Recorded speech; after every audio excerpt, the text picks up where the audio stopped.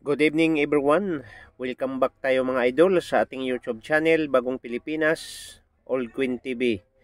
Mga idol, kung kayo ay baguhan pa lang po sa aking YouTube channel, nais ko pong kayong anyayahan, manood po, mag-subscribe, paki-like at pakipindot ang bell button para lagi tayong updated mga idol sa ating mga ginagawang video tungkol sa mga lumang barya mga idol.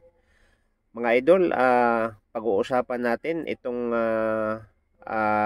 Liberty, no, na quarter dollar po, 25 cents, no, United States of America po. Makikita natin diyan sa likuran ng bariyang ito, ano, at merong uh, isang agila, no. Okay, so yan po ang ating topic ngayon mga idol, at ang kanyang date ay 1979. Ang kanyang midmark ay D. Ayan po mga idol, itong bariyang ito ay error, ano.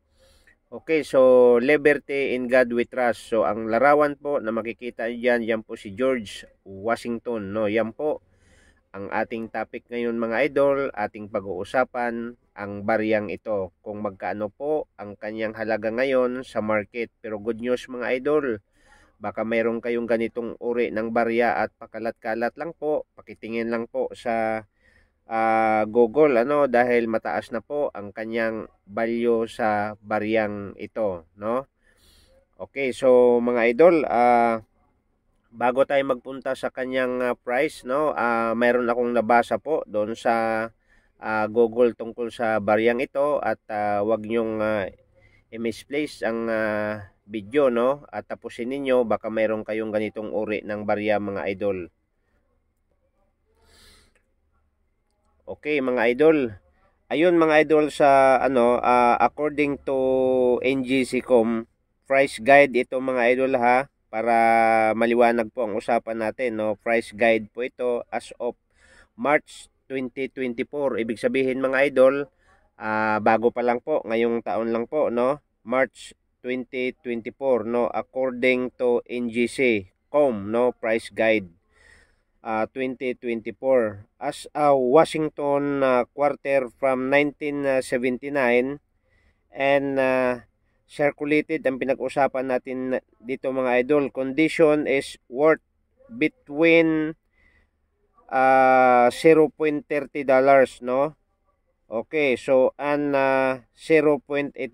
However, on the open market 1979, the quarter dollar stand, no, uncirculated condition sell for as much as, alam nyo mga idol, magkano daw ang presyo nito ngayon, no, sa price guides po sa ano, sa NGC.com, ano, nasa $800 po ang price nito mga idol, no, ang bariyang ito, kung maganda po ang kondisyon niya at error po ang ating barya, no.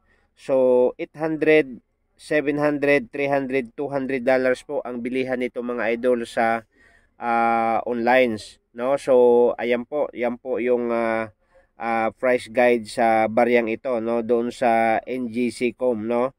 According to NGC.com mga idol, ang price guide is $800 to $700 po ang presyo sa baryang ito. So ngayon mga idol, punta na tayo doon sa description sa baryang ito, no, para maliwanag po mga idol, no. Kung mayroon kayo ay itabi nyo ang baryang ito dahil mataas na po ang kanyang halaga, no. Okay, so let's go mga idol.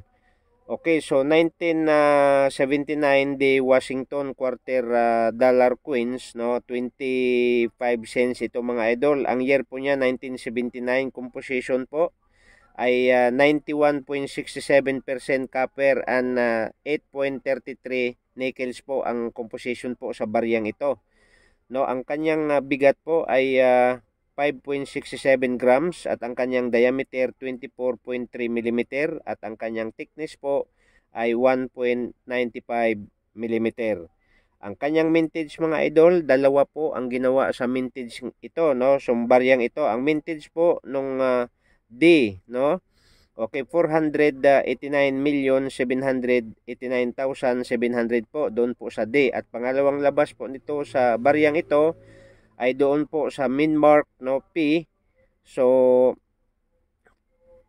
518,708,000 po doon sa minted sa P sa bariyang ito mga idol. Kaya nga yun mga idol. So binigyan ko kayo ng ideya tungkol po sa 25 cents quarter dollar. Baka mayroon kayong ganitong uri ng barya mga idol. Pakitabi po at ihanap nyo ng mga barya, no? Ihanap niyo ng mga coins collector na naghahanap sa baryang ito. Dahil po mataas na po ang kanyang value. So ulitin ko po sa lahat ng mga nanonood sa aking YouTube channel, no? Isang like at subscribe lang po ang ating kailangan, at sa lahat po nanonood, shout out sa inyong lahat, at sa lahat po na Queens Collector. So sana po wag tayong magsawa sa pagsuporta sa ating YouTube channel, Bagong Pilipinas Old Queen TV. Thank you so much and see you the next video mga idol, and sana po tuloy-tuloy ang panonood ninyo at pag-subscribe, pag-like. Thank you so much. Welcome.